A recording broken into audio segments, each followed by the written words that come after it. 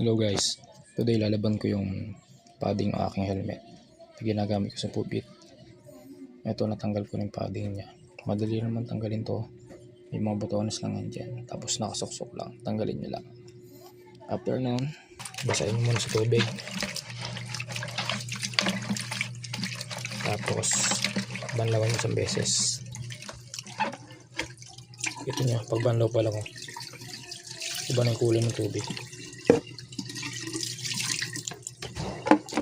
Tapos lagyan natin ng tubig. Ito, dalawa ka na naman ito. Yan lang, pipiga-pigain nyo lang. Makukulangan ako sa sabon, dagdagan ko tayo sabon.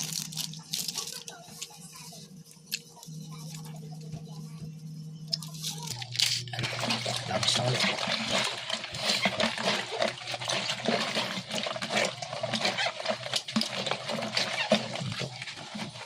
Yan, ito yung sa may tenga.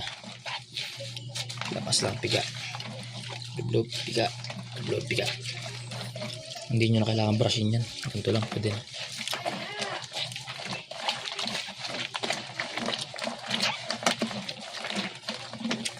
Siguro ito, nasa isang buwan ko hindi nalaban.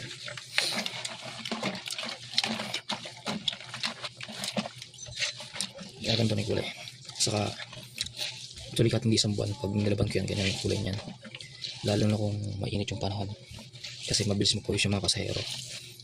Pero dahil malamig naman itong nakaraan, so hindi siya masyadong dumudumi or nagkakaroon ng amoy, kaya hindi ko agad nilaban. Pero ngayon, nilaban ko na.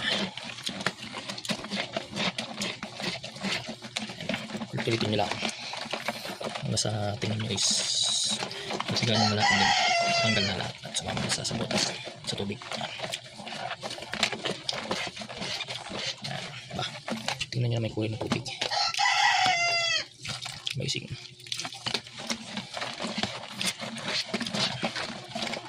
Yan. Hindi na kalang brushing yan. Ganyan lang. Ganyan.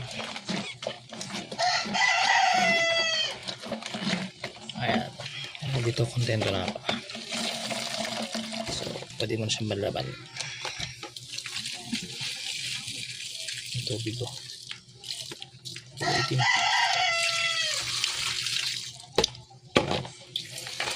Banlawan na.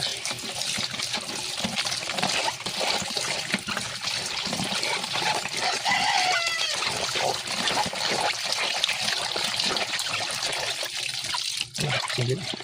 Tiga-tiga na.